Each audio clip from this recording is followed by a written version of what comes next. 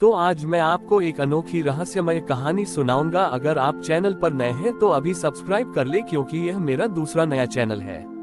तथा कहानी पूरा देखे, अंत में एक अनोखा रहस्य छुपा है। धन्यवाद। तो सुनिए। एक गांव में, जहां चारों ओर पहाड़ और नदियां थीं, वहां के लोग बहुत खुश और सरल थे। लेकिन उनके बीच एक अजीब प्रतियोगिता थी। हर साल दुर्गा पूजा के समय गांव के दो हिस्से हो जाते थे। एक हिस्सा जो बहुत धार्मिक था और दूसरा हिस्सा जो बहुत वैज्ञानिक था। धार्मिक लोग मानते थे कि देवी की पूजा मंत्रों और अनुष्ठानों से होती है, और वैज्ञानिक लोग मानते थे कि देवी की पूजा तर्क और ज्ञान से होती है। दोनों पक्षों के बीच हमेशा बहस होती रहती थी। धार्मिक लोग कहते थे, तुम लोग भगवान को नहीं मानते, और वैज्ञानिक लोग कहते थे, तुम लोग सिर्फ अंधविश्वास में जीते हो। गांव में एक बूढ़ा शिक्षक रहता था, जिसका नाम राघव था। राघव दोनों पक्षों का आदर करता था। वह जानता था कि दोनों सही थे, लेकिन उन्हें अपनी बड़ी ही सच्चाई पर अहंकार था। दुर्गा पूजा का समय आया। धार्मिक लोगों ने एक बड़ा पंडाल बनाया और उसमें देवी की एक भव्य मूर्ति स्थापित की।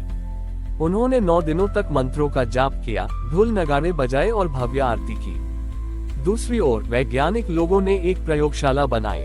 उन्होंने ब्रह्मांड की संरचना, तारों और ग्रहों पर अध्ययन किया। वे मानते थे कि प्रकृति ही देवी का असली रूप है, और इसे समझना ही सच्ची पूजा है। 9वें दिन जब दोनों पक्षों की पूजा समाप्त हुई, तो वे एक दूसरे के पास आए। धार्मिक लोगों ने कहा, हमारी पूजा ने देवी को प्रसन्न किया है, और वैज्ञानिक लोगों ने कहा, हमारी पूजा ने देवी के बनाए हुए ब्रह्मांड को समझा है। दोनों में फिर से बहस होने लगी। तभी शिक्षक राघव सामने आए। उन्होंने कहा, तुम दोनों ही सही हो, लेकिन तुम दोनों ही अधूरे हो। दोनों पक्ष हैरान हुए और पूछा, इसका क्या मतलब है? राघव ने कहा, देवी को मंत्रों और अनुष्ठानों से भी पूजा जाता है, और उन्हें विज्ञान और ज्ञान से भी समझा जाता है। लेकिन देवी की सबसे बड़ी पूजा क्या है, क्या तुम जानते हो? किसी के पास जवाब नहीं था। राघव ने कहा, देवी की सबसे बड़ी पूजा तब होती है जब धार्मिक और वैज्ञानिक दोनों मिलकर काम करते हैं। उन्होंने आगे कहा, अब तुम लोग अपनी अपनी प्रयोगशाला और पंडाल से बाहर निकलो और इस गांव के लिए कुछ करो। गांव के लोगों ने राघव की बात मानी। धार्मिक लोगों ने मंत्रों का जाप किया और वैज्ञानिक लोगों ने अपने ज्ञान का इस्तेमाल किया। उन्होंने मिलकर एक ऐसी मशीन बनाई जो नदी के गंदे पानी को साफ कर सकती थी। उन्होंने गांव में हरियाली लाने के लिए एक विशेष प्रकार की मिट्टी का इस्तेमाल किया। 9 दिनों तक धार्मिक लोग मंत्रों का जाप करते रहे और वैज्ञानिक लोग काम करते रहे। एक ने भक्ति की और दूसरे ने कर्म की। 9वें दिन जब उन्होंने गांव को देखा, तो वह पूरी तरह से बदल गया था। पानी साफ था और गांव हरा भरा हो गया था। उस साल की दुर्गा पूजा ने गांव के लोगों को ये सिखाया कि भक्ति और कर्म एक दूसरे के विरोधी नहीं, बल्कि पूरक है। और माँ की सबसे बड़ी कृपा तब होती है जब हम अपने ज्ञान और विश्वास को मिलाकर मानवता की सेवा करते हैं। राघव की सीख ने गांव में एक नई परंपरा शुरू की। अब हर साल दुर्गा पूजा के समय धार्मिक और वैज्ञानिक दोनों पक्ष मिलकर एक नया प्रोजेक्ट शुरू करते थे, जो गांव की भलाई के लिए होता था। उनकी बहस अब तर्क के लिए नहीं, बल्कि एक दूसरे को बेहतर बनाने के लिए होती थी। गांव में एक बहुत बड़ा सूखा पड़ा। बारिश नहीं हुई और सारे खेत सूख गए। किसान निराश थे और उन्हें लगा कि इस बार उनकी फसलें पूरी तरह से बर्बाद हो जाएंगी। धार्मिक लोग मंदिर में इकट्ठा हुए और मंत्रों का जाप करने लगे। वे देवी से बारिश की प्रार्थना कर रहे थे। दूसरी ओर वैज्ञानिक लोग अपनी प्रयोगशाला में थे। वे छोटी ईटी की नमी को मापने और हवा के पैटर्न को समझने की कोशिश कर रहे थे, ताकि वे ये पता लगा सके कि बारिश कब हो सकती है। जब 9 दिन बीत गए और बारिश नहीं हुई, तो दोनों पक्षों में फिर से निराशा फैल गई। धार्मिक लोग कहने लगे, हमारी भक्ति कमजोर है, और वैज्ञानिक कहने लगे, हमारा ज्ञान अधूरा है। तभी राघव ने उन्हें फिर से एक साथ आने को कहा। उन्होंने कहा, तुम दोनों अकेले काम कर रहे थे, अब एक साथ काम करो।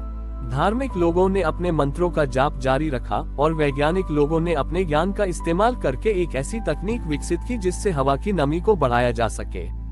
उन्होंने मंत्रों की शक्ति को अपने विज्ञान के साथ मिला दिया। 9वें दिन जब उन्होंने उस तकनीक का इस्तेमाल किया, तो एक अद्भुत घटना घटी। आसमान में काले बादल छा गए और मूसलाधार बारिश होने लगी।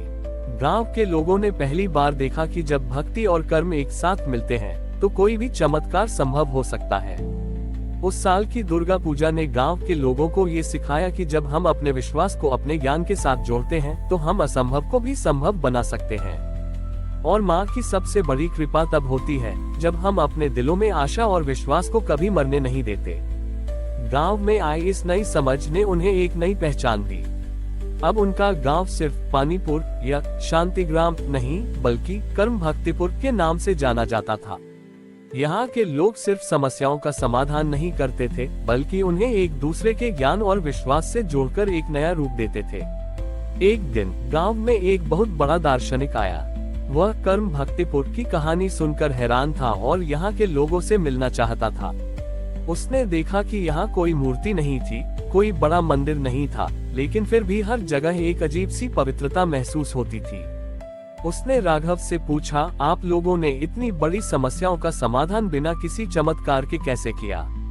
राघव ने मुस्कुराते हुए कहा, हमने कभी चमत्कार का इंतजार नहीं किया। हमने माँ दुर्गा से सिर्फ एक चीज मांगी, वह शक्ति जिससे हम खुद अपनी समस्याओं का समाधान कर सकें। 9वें दिन जब दुर्गा पूजा का समापन हो रहा था तो दार्शनिक ने देखा कि गांव के लोग एक साथ बैठकर कोई धार्मिक अनुष्ठान नहीं कर रहे थे।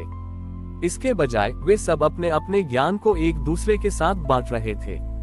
एक वैज्ञानिक एक किसान को मिट्टी की गुणवत्ता सुधारने के बारे में बता रहा था और एक धार्मिक व्यक्ति एक बच्चे को जीवन में नैतिक मूल्यों का महत्व समझा रहा था।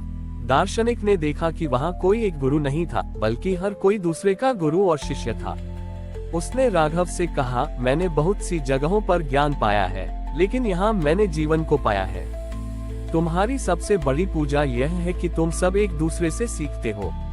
उस साल की दुर्गा पूजा ने दार्शनिक को ये सिखाया कि सच्ची भक्ति का मतलब सिर्फ एक परंपरा का पालन करना नहीं बल्कि जीवन के हर पल में ज्ञान और विश्वास को एक साथ लाना है।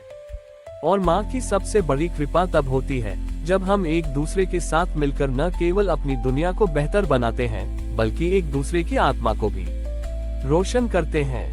हमारी और भी आध्यात्मिक एवं अनोखी कहानियाँ देखने के लिए हमारे चैनल पर जाएं तथा धार्मिक एवं पौराणिक अनोखी कहानियाँ हमारे चैनल पर है। कृपया जाके देखें तथा हमारे चैनल को सब्सक्राइब करके रखें और वीडियो लाइक जरूर करें। धन्यवाद।